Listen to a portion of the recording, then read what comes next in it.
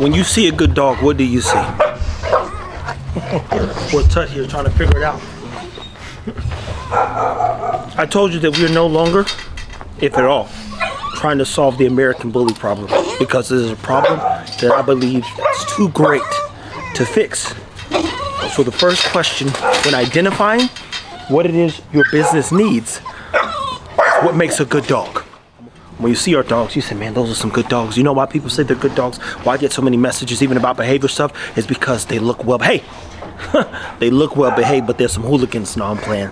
They're dogs. They know what time playtime is. They know what time fun time is. They know what time rest and sleep time is. When we go in the house, they need to calm down. If they don't calm down, to the cage they go. And nobody's angry when they go in the cage. It's one of those things where, hey, we gotta settle ourselves. But most of the time when they go in the cage after playtime, they're ready to relax. But when we say, what's a good dog? Here's the thing. If you saw the video where I talked about how much money you cannot make trying to get rich selling dogs, even though that there's a lot of opportunity, even though there's a lot of opportunity in the dog space and to make a good amount of money on the side, don't get caught up in the competition with others. 9 out of 10 people are never going to be invited in your home. 9 out of 10 people ain't ever going to really know who you are. 1% of people you come in contact with life actually even ask you a question that betters you, let alone gets to really know you. And only maybe one person ever is truly going to know you inside and out.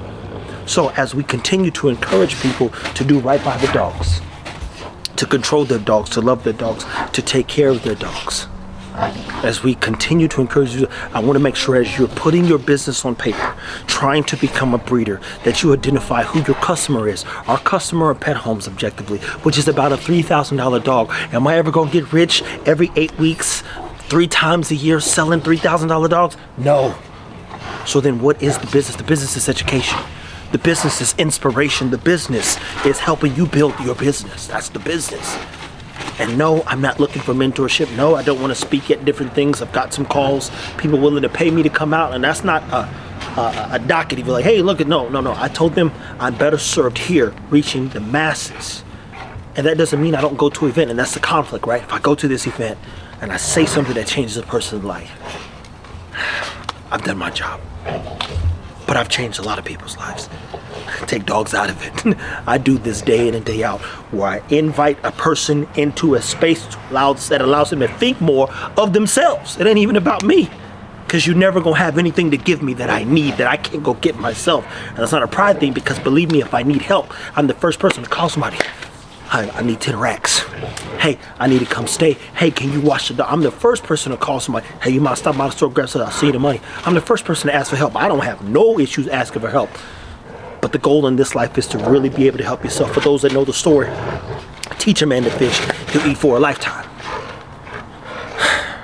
If you can't think when building your business, thinking of the dog specifically, if nothing in you says, let me go and buy a McDonald's for $1 million and staff it, sell burgers and make some money. If you don't think of it that way, don't think you're gonna take a dog that you bought for $3,000 to $8,000 and make $1 million.